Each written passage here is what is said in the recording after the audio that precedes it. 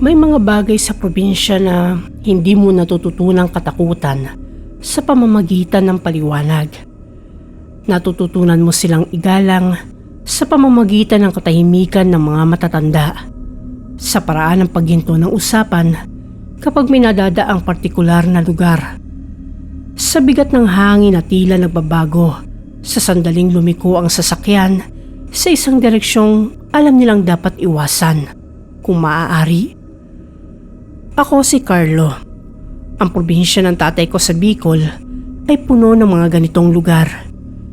Hindi naman sa masamang lugar ito. May mga palayan na kumikislap sa ilalim ng araw. May mga ilog na malinaw ang tubig tuwing tag-araw. May mga simbahan at plaza na puno ng alaala ng mga pagdiriwang at prosesyon. Ngunit sa gilid ng lahat ng liwanag na ito, may mga anino ring tumatagal ng mas mahaba kaysa sa nararapat. Mga aninong hindi basta nawawala kahit tanghaling tapat. Mga aninong tila may sariling oras ng paggalaw at paghinga. Ang kurbadang iyon sa daan paakyat ng bundok ay isa sa mga lugar na iyon. Hindi naman maituturing na ito ang pinakamatarik na bahagi ng daan. Hindi rin ito ang pinakamadulas kahit pa umuulan. May iba pang mga kurbada na mas delikado sa teknikal na aspeto. Iyong mayroong matitinding liko, may manipis na bangin sa gilid, at mas madalas ang pagguho ng lupa. Ngunit walang ibang bahagi ng daang iyon ang may sariling pangalan sa mga usapan ng mga lokal na driver. Walang ibang parte ang binabanggit ng may pag-iingat sa salita, na para bang ang mismong pagsambit ng pangalan nito ay maaaring makatawag ng atensyon ng isang bagay na mas mabuting hindi abalahin. Tinatawag ito ng ilan na kurbada ng babaeng tumatawid. Hindi ito ang totoong pangalan nun, syempre. Walang ganoong nakasulat sa mga karatula ng lokal na pamahalaan. Ang nakalagay lamang doon ay ang kanyang babala tungkol sa panganib ng matarik na pagbaba at ang limitasyon ng bilis. Ngunit sa mga driver ng jeep, tricycle at multicab na araw-araw ay dumadaan sa rutang iyon, iyon na ang nakasanayan nilang itawag sa naturang lugar. Isang rason upang mapabilis ang kanilang pagtawid sa bahaging iyon kung kaya, o sapat na upang pumili ng ibang oras ng biyahe kung maaari. Noong bata pa ako, ang alam ko lang tungkol sa kurbadang iyon ay ang mga kwento ng aksidente. Sinasabi ng tatay ko na may ilang beses nang nadulas ang mga sasakyan doon, lalo na noong panahon ng malalakas na bagyo. May mga namatay ng araw, may mga nasugatan. Iyon ang praktikal na dahilan kung bakit dapat mag-ingat sa bahaging iyon. Ang peligro ng aksidente, ang posibilidad na mapunta sa bangin, ang hirap ng pagligtas sa ganoong lugar kung sakaling magkaroon ng problema. Ngunit habang lumalaki ako, nagsimula akong makarinig ng ibang bersyon ng babala. Hindi ito galing sa tatay ko, kung hindi sa mga nakatatanda kong pinsan, sa mga kapitbahay na driver, sa mga matatanda sa baryo na tila may alam ng mga bagay na hindi nakasulat sa anumang tala.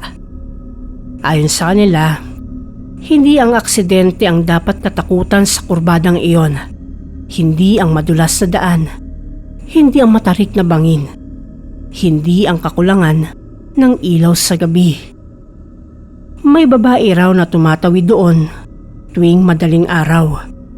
At kapag tumingin ka ng diretsyo sa kanyang mga mata o kapag pinagbuksan mo siya ng pinto o hindi kaya ay kapag tumigil ka para tulungan siya, hindi siya basta maiiwan sa daan.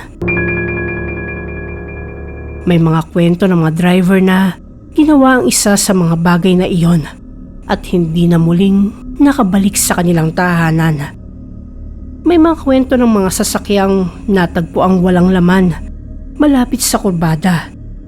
Ang makina ay umaandar pa, nakabukas ang pinto, At ang driver ay malayo ng ilang metro mula sa sasakyan. Wala ng buhay. May mga kwento ng mga taong nakakita sa kanya. At pagkatapos noon ay hindi na makatulog ng maayos. Hindi na makapagmaneho ng mag-isa sa gabi. Hindi na makatingin sa rearview mirror nang hindi nangangamba na may makikitang mukha sa kanilang likod. Siyempre, hindi ko yon pinaniwalaan ng buo. Katulad ng maraming batang lumaki sa probinsya, ngunit nagtagal sa syudad para mag-aral at magtrabaho. Sanay na akong marinig ang mga ganitong kwento bilang bahagi ng lokal na alamat. Bahagi sila ng kultura. Bahagi ng pagkakakilanlan ng isang lugar. Nakakatakot pakinggan sa gabi, lalo na kung ang tanging ilaw mo lang ay ang kandila o mahinang bumbilya na umiilaw-ilaw dahil sa mababang bultahe. Ngunit madali siyang tabunan ng lohika kapag umaga na. Madali siyang ipaliwanag bilang produkto ng matatandang imahinasyon ng mga kwentong ipinasapasa sa loob ng maraming henerasyon hanggang sa mawala na ang pinagmulan at tanging takot na lang ang naiwan. Hindi ko yun totally pinaniwalaan hanggang sa isang semestral break na nataon na undas at napilitan akong bumiyahe sa mismong daang iyon nang lagpas 12:00 ng ating gabi. At ang lahat ng aking lohika, pag-aalinlangan at mga paniniwala na ang mga multo ay pawang katang-isip lamang ay unti-unting natunaw sa dilim ng kalsadang iyon.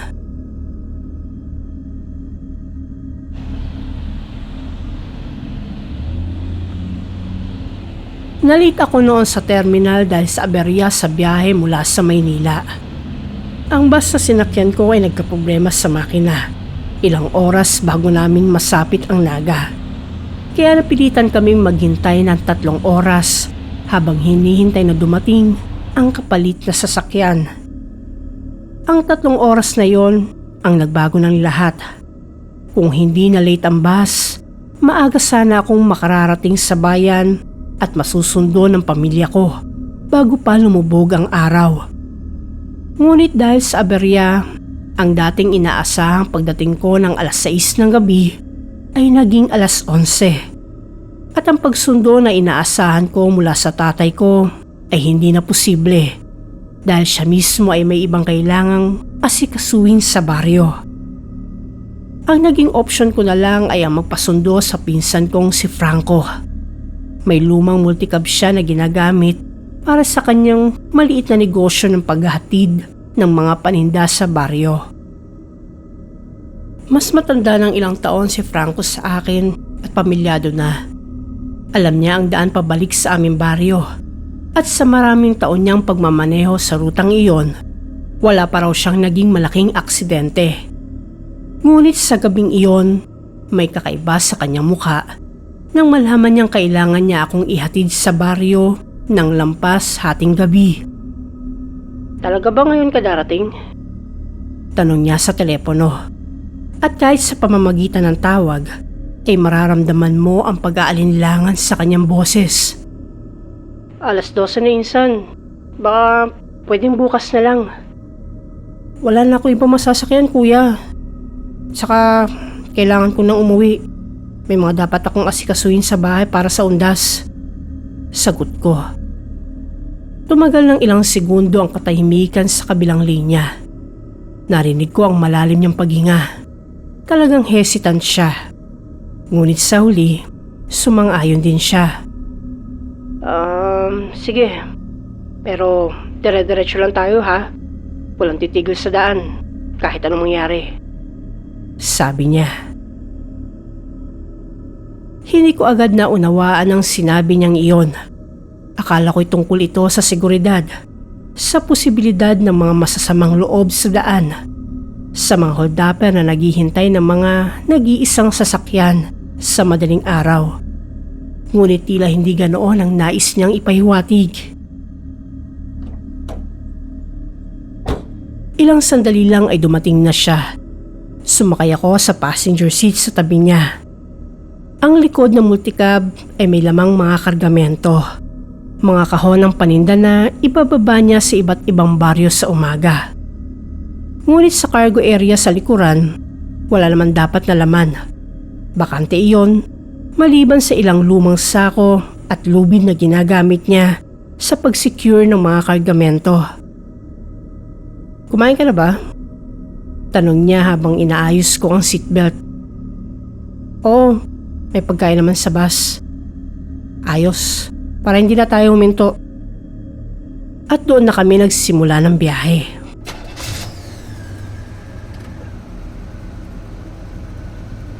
Tahimik ang daan palabas ng bayan. Sa una, may ilaw pa mula sa mga bahay at tindahang bukas. Mga karinderya na nag-aalok ng huling hapunan sa mga naglalakbay. Mga munting tindahan na may ilaw na kumikislap sa harapan. Mga bahay na may bukas na bintana kung saan naririnig mo ang tunog ng telebisyon o ng mga nag-uusapang pamilya. Ang mga ilaw na ito ay nagbibigay ng ginhawa, ng pakiramdam na hindi ka nag-iisa sa daan, na may mga tao pa ring gising at nagmamasid sa paligid. Ngunit habang paakyat kami at palayo sa sentro ng bayan, unti-unting kumukunti ang liwanag. Naging mas mahahaba ang pagitan ng mga poste ng ilaw. Naging mas madilim ang mabukid sa magkabilang gilid ng daan. Malalawak na taniman ng palay na tila mga itim na karagatan sa ilalim ng buwan. Ang mga puno ng nyog ay tila mga haliging nagbabantay sa dilim. At sa loob ng multicab, mas lumalakas ang tunog ng makina dahil wala nang ibang ingay na sumasabay dito. Walang huni ng mga insekto na naririnig sa kalsada. Walang tahol ng aso mula sa malalayong bahay. Walang kaluskos ng dahon na sapat na malakas upang marinig sa ibabaw ng ugong ng makina. Iilang sasakyan lang ang nakasalubong namin. Sa bawat pagdaan ng kasalubong na ilaw, saglit na sumisilip ang paligid. Mga puno ng nyog na nakatayo ng tahimik. Mababang damuhan sa gilid ng kalsada. Ang gilid ng bangin na tila walang hanggan sa dilim. At ang kumikislap na putik sa ilang bahagi ng kalsada na naiwan na nakaraang ulan. Pagkatapos, babalik ulit ang lahat sa dilim. At sa loob ng ilang minuto, ang tanging liwanag na lang ay ang ilaw ng multicab na kumakalat sa harapan namin. Na parang isang maliit na isla lang ng liwanag sa gitna ng karagatan ng kadiliman. Si Franco ay hindi nagsasalita. Paminsan-minsan may binubulong siya sa sarili. Mga dasal, marahil, o mga salitang hindi ko maintindihan. Ang kanyang mga mata ay hindi umaalis sa daan. Ang kanyang mga kamay ay mahigpit sa manibela. Paminsan-minsan, titingin siya sa side mirror at ang kanyang mukha ay mag-iiba. Mas nagiging tensyonado, magiging alerto. Ngunit hindi siya magsasalita tungkol sa kung ano ang nakikita o hindi niya nakikita. "Malapit na ba tayo?" Tanong ko sa wakas upang basagin ang katahimikan. "Malapit na. Malapit na tayo sa kurbada," sagot niya. At ang kanyang boses ay mas mababaw kaysa karaniwan. Ang mga salitang iyon ay may epektong nagpatahimik sa akin. Hindi dahil sa takot sa kurbada mismo, kundi sa paraan na pagsasabi niya nito, na parabang may hatid na kilabot ang mga salita, na parabang ang pagbanggit sa kurbada ay isang bagay na dapat gawin ng maingat at may paggalang. Ilang minuto pa ang lumipas, ang daan ay nagsimula ng umakyat ng mas matarik. Ang mga puno sa gilid ay naging mas makapal, mas mataas, na parabang sumasarado sila sa paligid ng kalsada. Ang hangin ay naging mas malamig, na parabang ang kurbadang iyon ay may sariling klima, sariling temperatura na iba sa natitirang bahagi ng daan. At pagkatapos, nakita ko ito, ang kurbada. Hindi ito kahanga-hanga sa itsura. Ito ay isang ordinaryong liko ng daan. Isang matarik na pagliko sa kanan na sinusundan ng isang matarik na pag-akyat. May mga puno sa gilid. May malalaking bato na nakatambak sa tabi. May bakod na bakal na tila inilagay upang pigilan ang mga sasakyan na mahulog sa bangin. Ngunit sa gabing iyon, sa dilim, may kakaibang pakiramdam ang lugar na iyon. Isang pakiramdam na parabang ang hangin ay may bigat. Naanin mo isang bagay na hindi nakikita, ngunit nararamdaman mo sa iyong balat. Habang papalapit kami sa kurbada, napansin kong bumabagal ang takbo ng multicab. Hindi naman totally huminto, pero ramdam kong bumabagal. Dama ko ang pag-iingat ni Franco sa bawat pagdaan namin sa bahaging iyon. Wala siyang sinabi. Hindi niya kailangang sabihin kung bakit. Pero kita ko sa paraan ng hawak niya sa manibela na mas maingat na ang bawat galaw. Na parang may inaasahan siyang mangyari anumang sandali. At pagkatapos, nakita ko siya. May babaeng nakatayo sa gilid ng kalsada. Hindi siya tumatakbo sa daan. Hindi rin siya humihingi ng sakay. Hindi siya kumakaway o umiikot na parang ligaw o nalilito. Hindi siya gumagalaw kahit na sa pinakamaliit na paraan. Nakatayo lang siya ng tahimik.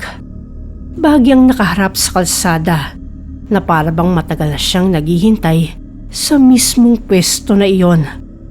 Na parabang ang kanyang pagtayo ay hindi isang sandali ng paghinto, kung hindi isang estado ng pagiging isang permanenteng kalagayan na hindi na magbabago. Mahaba ang kanyang buhok, isang itim na kurtina na bumubuhos sa kanyang mga balikat at pababa sa kanyang likod, na parang buhok na hindi pa nahahawakan ng anumang suklay sa loob ng maraming taon. Maputla ang kanyang damit, isang puting damit na sa dilim ay tila kumikinang ng bahagya, na parang may sariling liwanag na hindi nanggagaling sa buwan o sa ilaw ng sasakyan. At siya ay nakayapak. Ang kanyang mga paa ay nakalantad sa malamig na semento ng kalsada. Puti rin ang kulay, na parang hindi pa sila nakasayad sa anumang mainit na lupa sa mahabang panahon. Nang una ko siyang makita, nakadama ako ng awa at pagtataka. Sino ang babaeng ito na nasa gitna ng ganoong lugar sa ganoong oras? Bakit siya mag-isa sa isang bahagi ng daan na walang bahay sa paligid? Bakit siya nakayapak, gayong ang daan ay malamig at magaspang? May problema ba siya? Kailangan ba niya ng tulong? Ito ang mga normal na tanong na pumapasok sa isip ng sino mang makakita ng isang tao sa hindi inaasahang lugar at sa hindi inaasahang oras. Ngunit bago pa ako makapagsalita, bago ko pa mabuksan ang aking bibig para tanungin si Franco kung hihinto ba kami o kung nakita rin niya ang babae, naramdaman kong mas lalo niyang hinigpitan ang hawak sa manibela. Ang kanyang panga ay nanigas at ang kanyang mga mata ay hindi tumingin ng diretso sa babae. Diretso lang sa kalsada. Hindi siya lumingon o maski bumagal. Hindi niya pinansin ang babaeng nakatayo sa gilid ng daan na parang isang estatwa sa gitna ng dilim. Nilampasan namin ang babae ng walang salitang namagitan. At sa sandaling iyon, naramdaman ko ang pagbabago sa temperatura sa loob ng multicab. Biglang lumamig. Otomatikong nanindig ang mga balahibo ko na iyon dahil sa biglaang pagbabago ng temperatura. At pagkatapos, may narinig kaming katok sa likod ng multicab. 3 beses. Ang tunog ay klaro at buong buo. Hindi yung kalampag ng isang maluwag na bahagi ng sasakyan o ang tunog ng isang bato na tumalbog mula sa daan. Ito ay isang sinadyang katok. Katok na ginawa ng isang bagay na may kamalayan. Isang katok na may layunin mula sa cargo area Sa likod. Napatingin ako agad sa rearview mirror. Wala na ang babae sa gilid ng kalsada. Sa kanyang lugar, ang tanging nakikita ko ay ang madilim na daan na paakyat sa bundok. Ang mga puno na nagsasara sa likod namin.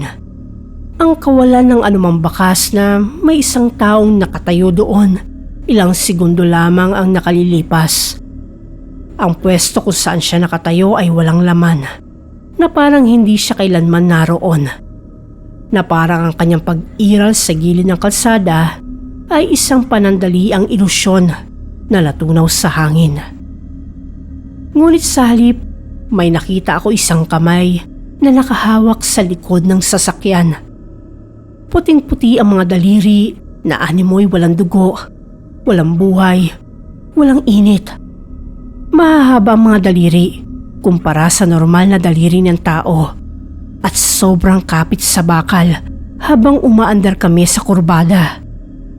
Ang mga kuko ay mahaba rin na parang hindi pa pinuputulan ng mahabang panahon at sa ilalim ng mahinang ilaw ng buwan, tila may kumikinang na puti ang mga ito. Hindi ko agad naituro yon kay Franco dahil sa sobrang pagkabigla. Sinubukan kong magsalita pero walang tinig na lumalabas sa aking bibig.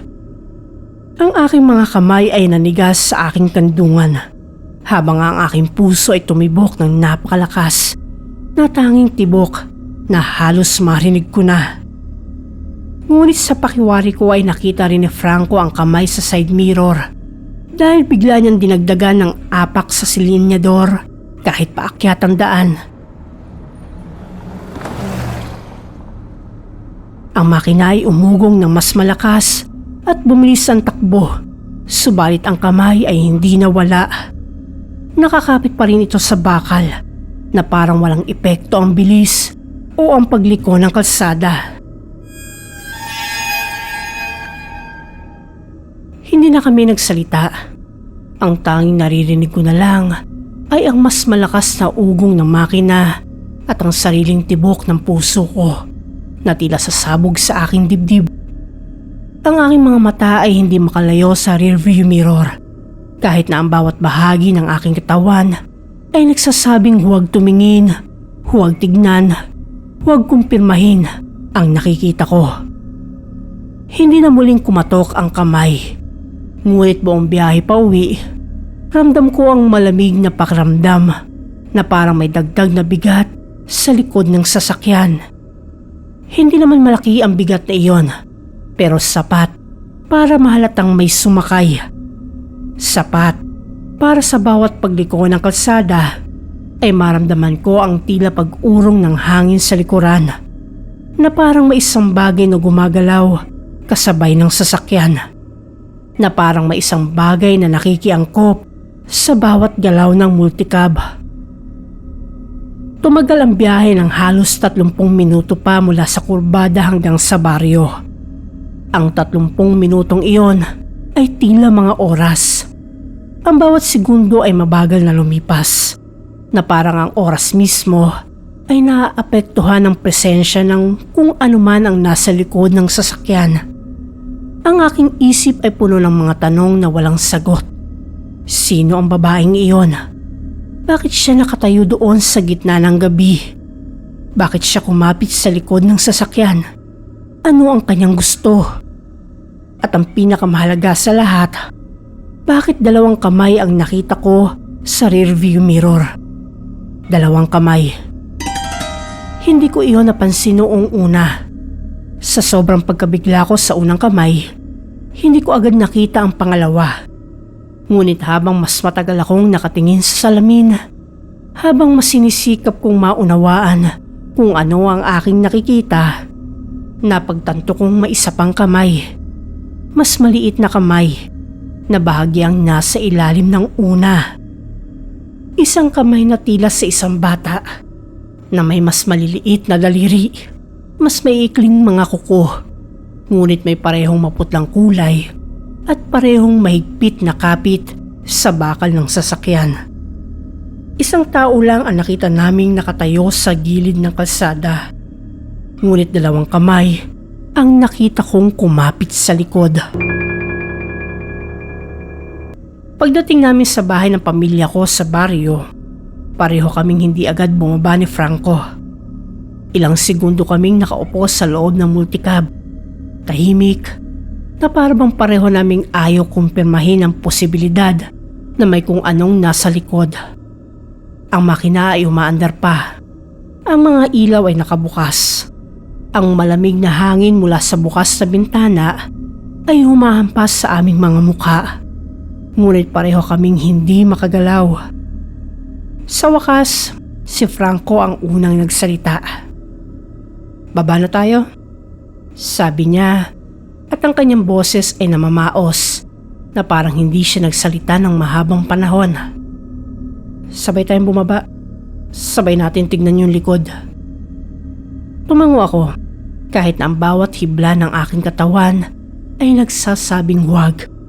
Huwag bumaba, huwag tingnan, huwag kumpirmahin. Ngunit alam kong kailangan namin itong gawin. Hindi namin kayang iwanan ang tanong na yon na nakabitin sa hangin. Hindi kami mapakali nang hindi namin malalaman kung mayroon ngang bagay sa likod ng sasakyan o kung ang aming mga isipan lamang ang naglalaro ng mga panlilinlang sa amin. Sabay kaming bumaba ng multicab. Ang aming mga hakbang ay mabagal at maingat. Ang hangin sa baryo ay mas mainit kaysa sa hangin sa kurbada. Ngunit ang aking katawan ay nanginginig pa rin sa lamig na dala ko mula sa daan. Dahan-dahan kaming lumapit sa likod ng sasakyan. Ang cargo area ay natatakpan ng isang lumang tarpaulin na ginagamit ni Franco upang protektahan ang kanyang mga kargamento mula sa ulan. Ang tarpaulin na iyon ay nakababa pa rin na parang walang nagbukas nito, na parang walang nag-akyat o bumaba sa likuran. Hinawakan ng pinsan ko ang tarpaulin. Tumagal siya ng ilang segundo bago ito ay tinaas, na parang naghahanda siya sa anumang maaari niyang makita. Walang tao sa loob. Walang bakas ng paa. Ang cargo area ay walang laman, gaya ng inaasahan namin. Ang mga lumang sako at lubid ay naroon pa rin sa kanilang mga pwesto. Walang nagbago, walang nagalaw. Ngunit basa ang bakal sa loob. Hindi simpleng hamog. Hindi rin talsik ng putik mula sa daan. Basa ito na parabang may isang taong umupo roon ng matagal habang suot ang damit na babad sa tubig o ulan. Ang bakal ay may mga patak ng tubig na kumikinang sa ilalim ng ilaw ng buwan, na parang may isang bagay na umupo doon. Ang masama, tuyo ang buong kalsadang dinaanan namin ng gabing iyon. Walang ulan, walang baha, walang anumang pinagmumula ng tubig na maaaring nag-iwan ng ganoong kabasa sa likod ng sasakyan. Tumayo kami ni Franco sa harap ng bukas na cargo area ng mahabang panahon. Parehong nakatingin sa basang bakal. Parehong hindi makapagsalita. Sa wakas, isinara na nito ang tarpaulin at tumalikod. "Pasok na tayo. Kailangan na natin magpahinga," sabi niya. Hindi na namin pinag-usapan ang nangyari ng gabing iyon. Pumasok ako sa bahay. Niyakap ang aking ina na naghihintay sa akin at nagpunta sa aking silid upang matulog. Ngunit buong magdamag, hindi ako nakatulog ng maayos. Ang bawat ingay sa labas, ang tahol ng aso, ang kaluskos ng dahon, ang tunog ng hangin, ay tila may kakaibang mga kahulugan na para bang may isang bagay na gumagalaw sa dilim, na parang may isang bagay na naghihintay sa labas ng bintana. At sa tuwing ipinipikit ko ang aking mga mata, nakikita ko ang dalawang kamay na nakakapit sa likod ng multicab. Ang isa ay malaki at maputla. Ang isa ay maliit at halos hindi nakikita. Dalawang kamay na tila may sariling buhay o kwento na hindi ko alam. Kinabukasan, pagkatapos ng isang gabing walang tulog, Ikinuwento namin ni Franco sa aming lola ang nangyari. Si Lola Belen ay ang matriarka ng aming pamilya. Isang babae na nasa kanyang 80 taon, may buhok na puting-puti at mga mata na tila nakakita na ng lahat ng uri ng pangyayari sa kanyang mahabang buhay. Siya ang tagapag-ingat ng mga kwento ng aming baryo. Ang isa na naaalala ang mga pangyayaring nakalimutan na ng iba. Nakaupo siya sa karaniwang pwesto sa tabi ng bintana. Ang kanyang mga kamay ay abala sa paghihiwa ng mga gulay para sa aming tanghalian. Nang dumating kami ni Franco, tumingin siya sa amin na may pagtataka. Halata pa rin kasi siguro sa mga mukha namin ang pagod ng nagdaang gabi. Ano ang nangyari? Tanong niya. At ang kanyang boses ay mahinahon, ngunit may bahid ng pag-aalala. Mukha kayong may nakita na hindi dapat. Umupo kami sa harap niya. Nagsimula si Franco na magkwento. Mula simula hanggang dulo. Wala siyang inalis na detalye. Habang nagsasalita siya, si Lola Belen ay patuloy na naghihiwa ng kanyang mga gulay. Ngunit ang kanyang mga kamay ay bumagal ng bumagal. At ang kanyang mukha ay naging mas seryoso. Hindi na siya nagpakita ng gulat. Hindi siya napamura o napasigaw o nagpakita ng anumang labis na reaksyon. Sa halip, tumango lamang siya na parabang matagal na niyang alam kung anong klaseng kwento ang sasabihin namin. Na parabang ang kwentong iyon ay isa sa maraming kwentong narinig na niya sa kanyang buhay. Isang kwentong paulit-ulit na naikukwento ng iba't ibang tao sa iba't ibang panahon. May namatay raw na babaeng buntis sa kurbadang iyon maraming taon na ang nakalipas. Sabi niya, at ang kanyang boses ay naging mas mababa, mas seryoso. Hindi malinaw kung aksidente ba o sadyang pinabayaan ng sasakyang bumangga sa kanya. Ang sabi ng iba, natamaan siya ng isang truck na hindi huminto. Ang sabi naman ng iba, nadula siya sa gilid ng bangin at walang nakakita sa kanya hanggang sa huli na. Ngunit ang malinaw, hindi siya agad natulungan. Inabutan siya ng kanyang huling hininga sa mismong gilid ng daan habang hindi na rin naisalba ang batang dinala niya sa kanyang sinapupunan. Tumigil si Lola Belen sa kanyang paghihiwa. Tumingin siya sa amin ng diretsyo sa mata at sa kanyang mga mata ay nakita ko ang bigat ng mga taon. Ang bigat ng mga kwentong kanyang narinig at pinaniniwalaan. Mula noon, may mga driver na nakakakita sa kanya sa iba't ibang anyo. Minsan naglalakad sa gilid ng daan. Minsan nakatayo lang sa parehong pwesto na yon. Minsan ay tila tumatawid mula sa isang gilid patungo sa kabila. Ngunit ayon sa matatanda, hindi raw siya basta sumasakay sa sasakyan. Hindi siya humihingi ng sakay. Hindi siya sumasama sa mga taong nag-aalok na tulungan siya. Tinitingnan lang daw niya kung may bakanting lugar para sa batang buhat niya. Doon ako tuluyang nilamig. Anong ibig mong sabihin, Lola? Ang sabi ng mga matatanda, hindi siya naghahanap ng sakay para sa sarili niya. Naghahanap siya ng lugar para sa kanyang anak. Gusto niyang may makasama ang kanyang sanggol kahit nasa maikling panahon. Gusto niyang maramdaman ang kanyang anak na hindi siya nag-iisa. Na may mga taong handang tumanggap sa kanya kahit nasa sandali lamang. Napatingin si Franco. Ang kanyang mukha ay maputla. Ang kanyang mga kamay ay nanginginig. Alam kong pareho kaming nag-iisip ng parehong bagay. Ang dalawang kamay na nakita ko sa rearview mirror. Ang mas maliit na kamay na nasa ilalim ng una. Lola, kaninang umaga nang tinignan namin yung likod ng multicab, may nakita kaming basang bakal. Parang may umupuro na may damit na nababad sa tubig.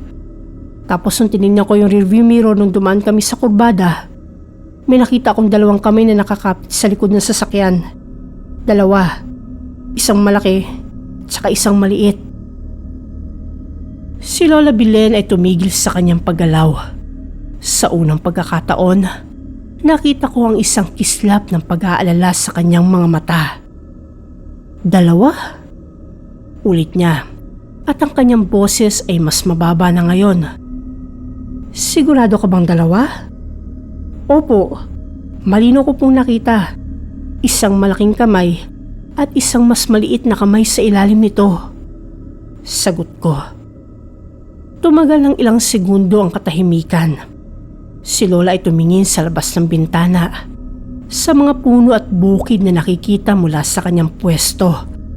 Ang kanyang mga mata ay tila nakatingin sa isang bagay na malayo. Isang bagay na hindi nakikita ng iba.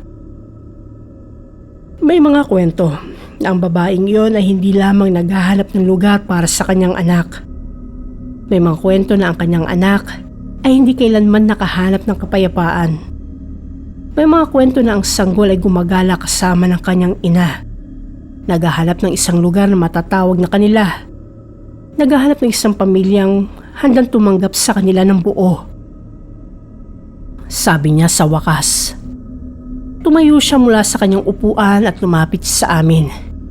Inilagay niya ang kanyang kamay sa aking balikat at sa kabila ng kanyang edad, ang kanyang kamay ay matatag at mainit. Hindi kayo ang unang nakakita sa kanila at hindi kayo ang huli. Marami nang nakakita sa babaeng iyon at sa kanyang anak. Marami nang nakaramdam ng kanilang presensya sa likod ng kanilang mga sasakyan. Ngunit iilan lamang ang nakakita ng dalawang kamay ng sabay. Iilan lamang ang nakakita sa kanila ng ganap. Bakit po? Bakit kami? Tanong ko. Marahil dahil sa oras, marahil dahil sa gabing iyon may kailangan sila. Marahil dahil sa gabing iyon handa kayong tumingin sa kanila nang hindi tumatalikod. At marahil tumigil siya at ang kanyang mga mata ay tumingin sa akin nang may kakaibang lalim. Marahil dahil may isang bagay sa inyo na nakilala niya.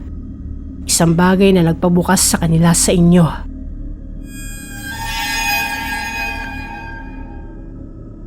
Hindi ko na alam kung ano ang sasabihin. Ang mga salita ni Lola Belen ay tumagos sa aking isipan na nag-iwan ng mga tanong na walang sagot. Bakit kami? Ano ang nakita nila sa amin? At ang pinakamahalaga sa lahat, ano ang gusto nila? Makalipas ang ilang araw, habang nililinis ni Franco ang kanyang multicab para sa kanyang susunod na biyahe, may nakita siya isang maliit na handprint sa loob ng likod na bahagi ng cargo area. Hindi ito putik. Hindi ito normal na marka ng batang kamay.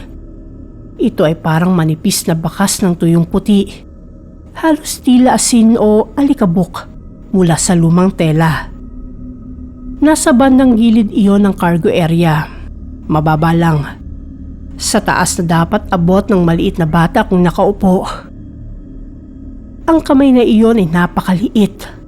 Mas maliit kaysa sa kamay ng isang normal na sanggol. Ngunit mas malaki kaysa sa kamay ng isang bagong panganak. Ito ay kamay ng isang batang halos 1 taong gulang. Pinunasan ni Franco ang bakas na iyon agad. Hindi niya sinabi sa akin kung bakit. Ngunit nang magkita kami sa mga sumunod na araw, nakita ko ang kaba sa kanyang mga mata. Ang paraan ng kanyang pag-iwas sa usapan tungkol sa kurbada. Ang paraan ng kanyang pagbabago ng ruta tuwing gabi upang hindi dumaan sa bahaging iyon. Hindi na namin pinag-usapan pa ang handprint. Hindi na namin binanggit ang kurbada, ang babae, ang mga kamay. Sa loob ng ilang buwan, ang aming mga bibig ay nanatiling nakasara, na parabang ang pagsasalita tungkol dito ay maaaring muling magbukas ng isang pinto na mas mabuting manatiling nakasara. Ngunit kahit na hindi na namin ito pinag-uusapan, hindi ko ito makalimutan. Ang bawat gabing dumadaan ay nagdadala ng alaala ng gabing iyon. Ang bawat biyahe sa probinsya ay nagpapaalala sa akin sa kurbadang iyon na babaeng nakatayo sa gilid, ng dalawang kamay na kumapit sa likod ng sasakyan. Ang bawat pagtingin ko sa rearview mirror, kahit na sa araw, kahit na sa mga kalsada na walang kinalaman sa Bicol, ay nagdadala ng panandali ang pag-aalala na baka may makita akong mukha o kamay sa likod.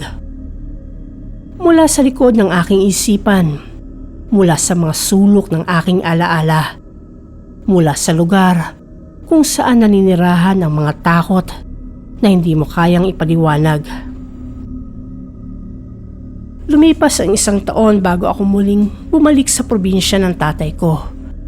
Hindi dahil sa takot, bagamat ang takot ay bahagi nito, kung hindi dahil sa aking trabaho sa syudad, sa aking mga responsibilidad, sa aking bagong buhay na unti-unting lumalayo sa aking pinagmulan. Ngunit sa undas ng sumunod na taon, kinailangan kong bumalik. Ang aking lola ay nagkasakit at ang aking pamilya ay kailangan ng tulong sa pag-aalaga sa kanya. Ang biyahe ko mula Maynila ay mas maaga ngayon. Sinigurado kong aalis ako sa umaga upang makarating sa bayan bago lumubog ang araw. Hindi ko na nais na ulitin ang pagkakamali ng mga nakaraang taon. Ang pagdating sa hating gabi, ang pagdaan sa kurbada sa oras na dapat ay nasa bahay na ako. Ngunit ang tadhana ay sadyang mapaglaro.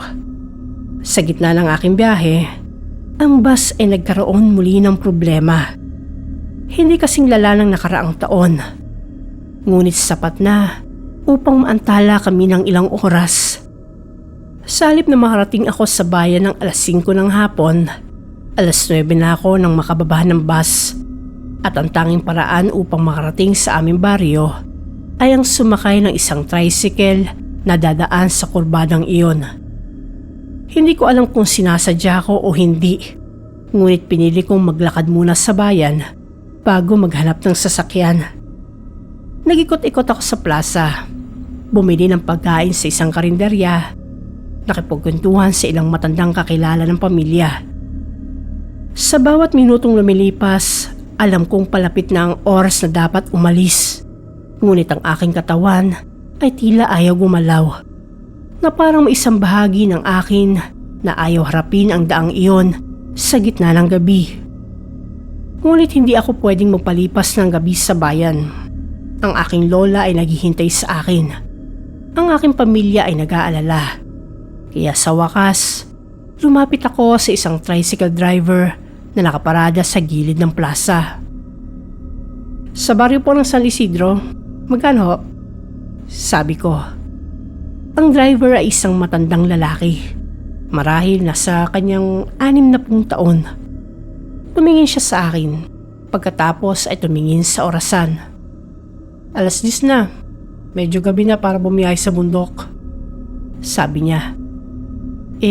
Kailangan ko kasi makauwi. May sakit po ang aking lola. Sagot ko naman. Tumagal ang ilang segundo ang katahimikan. Ang driver ay tumingin sa akin ng may kakaibang ekspresyon na parang sinusukat niya ako. Sinusuri kung alam ko ba ang aking pinapasok. Alam mo ba ang daan? Alam mo ba ang kurbada? Tanong nito. Alam ko po. Tumango ako. At alam mo ba ang kwento ng babaeng tumatawid doon? Tumagal ako ng ilang segundo bago sumagot. Alam ko po. Nakita ko na siya. Sabi ko sa wakas. Ang mga mata ng driver ay lumaki ng bahagya. Hindi siya nagsalita ng ilang segundo. At sa katahimikang iyon, naramdaman ko ang bigat ng aking mga salita. Ang kahulugan ng aking pag-amin. Sige, sumakay ka na. Pero mag-iingat tayo at huwag kang titingin sa likod. Sabi nito sa wakas.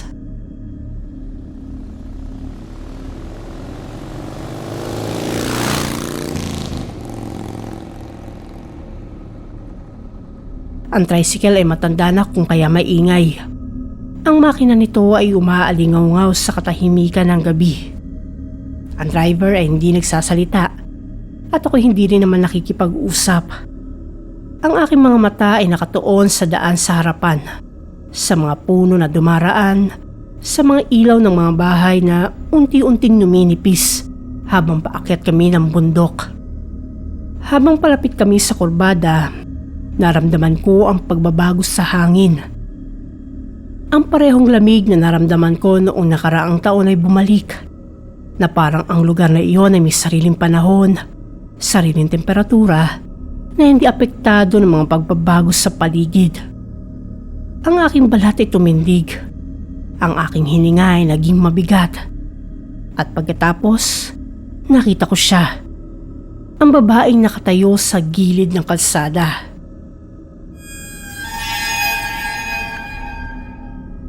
Pareho pa rin ang kanyang anyo. Mahabang buhok, maputla ang damit, nakayapak.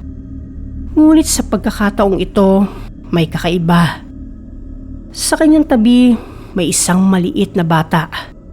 Isang batang nakasabit sa kanyang palda. Nakatingin sa daan.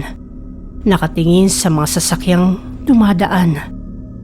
Hindi ako nagsalita. Hindi ako tumingin ng diretsyo sa kanila.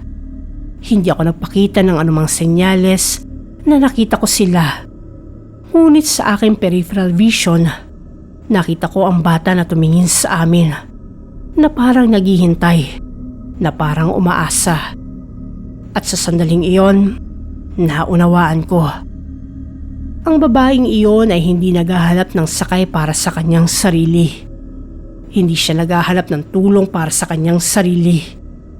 Ang kanyang anak, ang batang hindi na isilang, ang batang hindi nakaranas ng buhay sa labas ng kanyang sinapupunan, ay ang kanyang inaalala. Ang kanyang anak ay ang kanyang pinoproblema. Ang kanyang anak ay ang dahilan kung bakit siya bumabalik sa kurbadang iyon gabi-gabi, taon-taon, dekada-dekada. Hindi siya naghahanap ng lugar para sa kanyang sarili. Naghahanap siya ng lugar para sa kanyang anak. Lumampas kami ng kurbada. Ang babaeng tumatawid ay naiwan sa dilim. Ngunit sa pagkakataong ito, hindi ako nakatanggap ng katok sa likod. Hindi ako nakakita ng kamay na kumapit sa sasakyan. Hindi ako nakaramdam ng dagdag na bigat sa likuran. Ngunit alam kong naroon sila.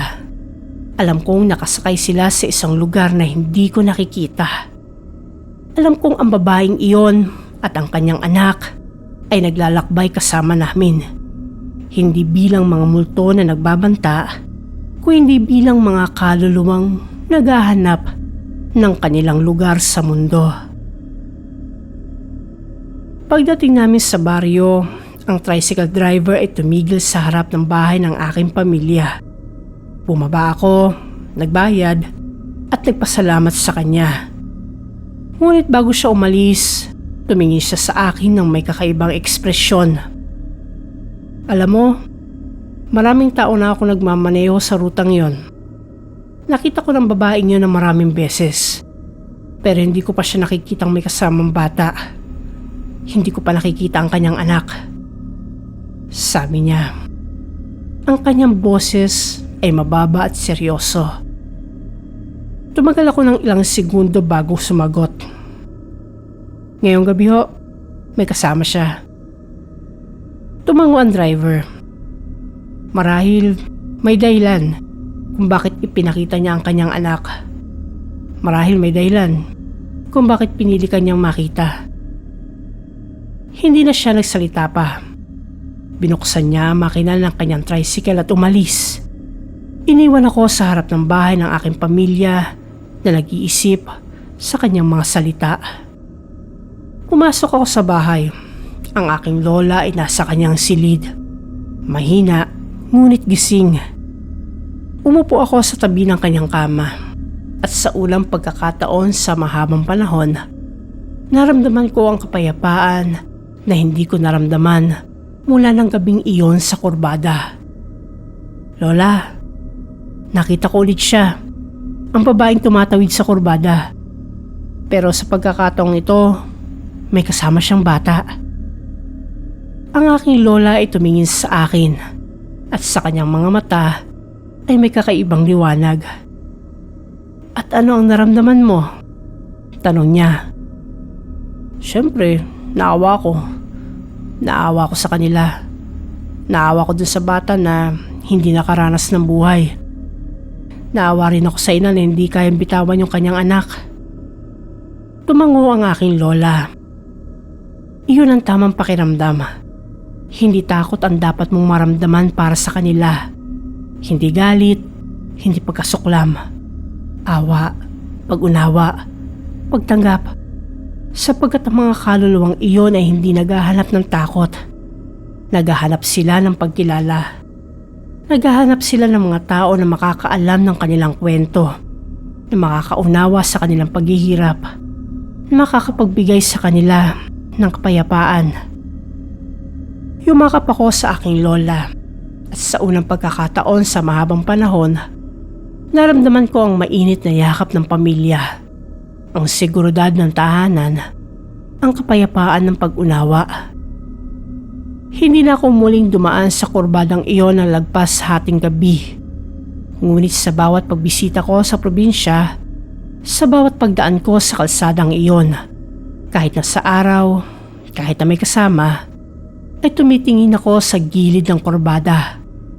At sa tuwing tumitingin ako, nakikita ko sila. Ang babae at ang kanyang anak.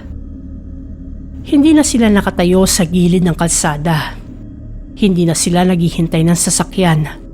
Sa halip, nakaupo sila sa isang malaking bato sa tabi ng daan.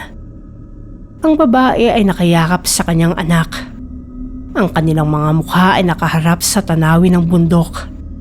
Hindi na sila mukhang nawawala. Hindi na sila mukhang naghahanap. Sa halip, mukha silang nagpapahinga. Mukha silang naghihintay sa isang bagay na hindi ko maintindihan. At sa bawat pagdaan ko, may nararamdaman akong kakaibang pakiramdam. Hindi takot, hindi pagkabahala.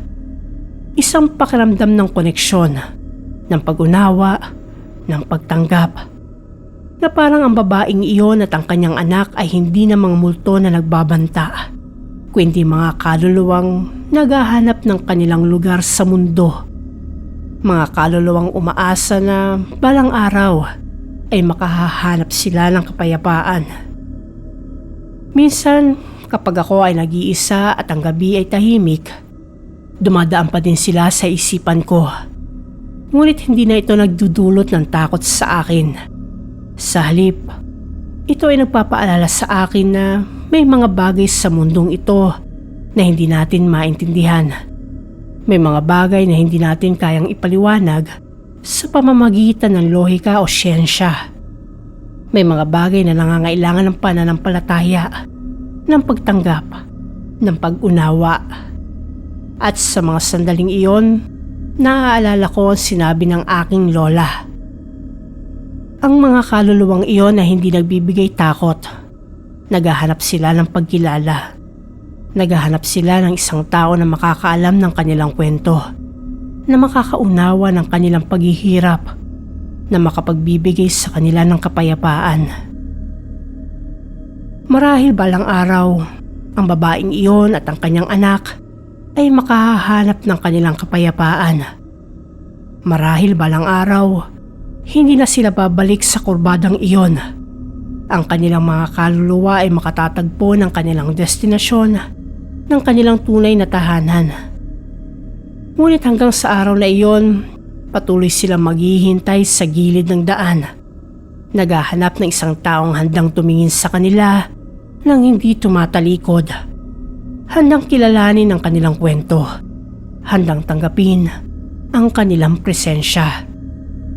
At sa tuwing dumadaan ako sa kurbadang iyon, ginagawa ko ang aking bahagi. Tumingin ako sa kanila. Hindi nang may takot, kung hindi na may pag-unawa.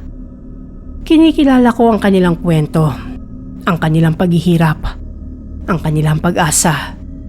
At sa aking sariling paraan, ipinapaalam ko sa kanila na hindi sila nag-iisa, na may mga taong nakaalam ng kanilang kwento, na may mga taong handang magbigay sa kanila ng kapayapaan na kanilang hinahanap.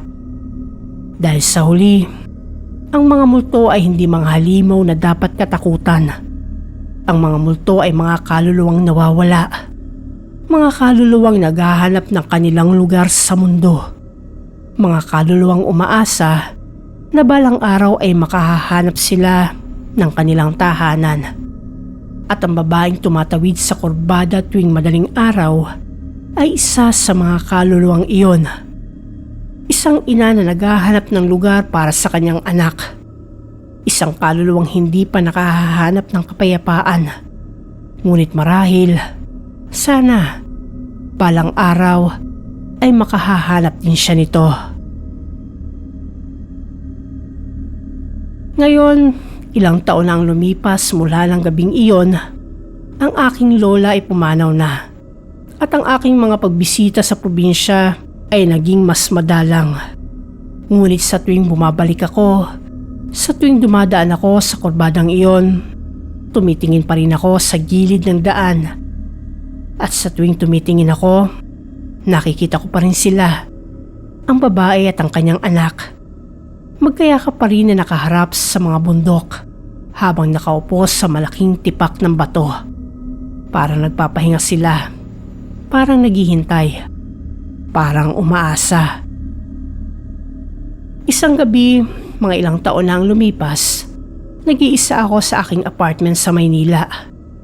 Ang orasan ay nagpapakita ng 2:00 ng madaling araw at ang lungsod ay tahimik. Mas tahimik kaysa sa nakasanayan, na para bang ang buong syudad ay nagpapahinga sa parehong sandali. Nakaupo ako sa aking sopa, nagbabasa ng isang libro nang marinig ko ang isang tunog. 3 beses mula sa aking pintuan. Tumayo ako at lumapit sa pinto. Ang aking puso ay tumibok ng mas mabilis. Tila ba may kakaibang pakiramdam ako. Isang pakiramdam ng pag-asa, ng pagkilala, ng pagtanggap.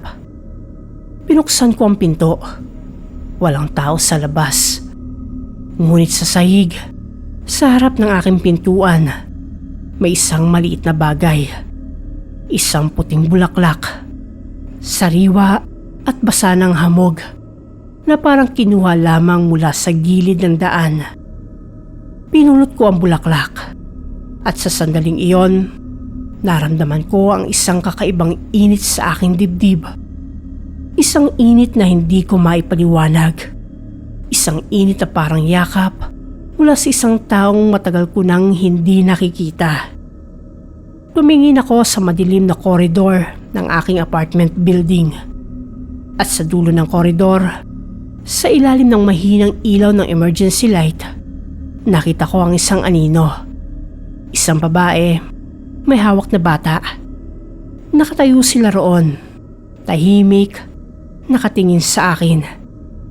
Hindi ako natakot. Sa halip, ngumiti ako. At sa sandaling iyon, ang anino ay nawala. Unti-unti, na parabang natutunaw sa hangin. Na parabang sa wakas, ay nakahanap na sila ng kanilang kapayapaan. Pumasok ako sa aking apartment at isinara ang pinto. Ang bulaklak ay nasa aking kamay pa rin. At sa gabing iyon, nakatulog ako ng mahimbing, nang walang mga anino, walang mga multo. Dahil alam ko na sa wakas, ang babaeng tumatawid sa kurbada tuwing madaling araw ay nakahanap na ng kanyang kapayapaan at ang kanyang anak ay kasama na niya sa wakas.